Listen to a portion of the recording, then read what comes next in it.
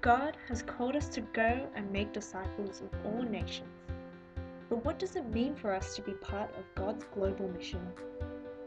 I'm Jessica, and I'm one of the youth leaders from Church on the Avenue, and this is something I've been thinking about this year, as I've taken a year off from studying law and international studies to do a gap year program at Sydney Missionary Bible College called The Bridge.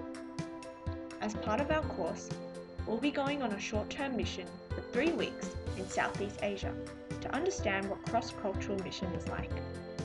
We will be living in the homes of local Muslims and learning from the missionaries who live there.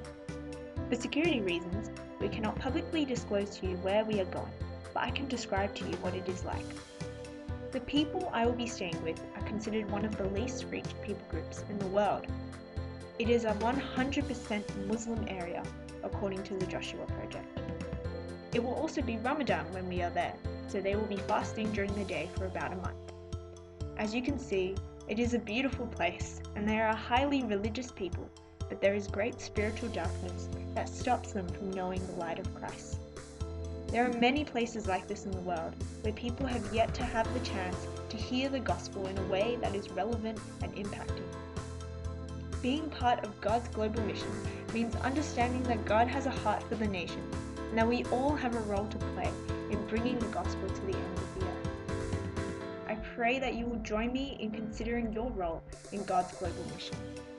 One thing you can do to get started is to pray. Prayer is such a powerful and vital part of God's mission.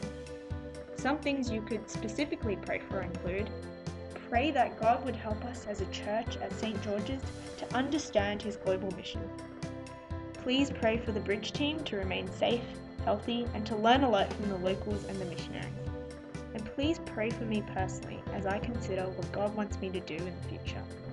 And I say with Paul in Philippians 1, I thank my God every time I remember you. In all my prayers for all of you, I always pray with joy because of your partnership in the gospel from the first day.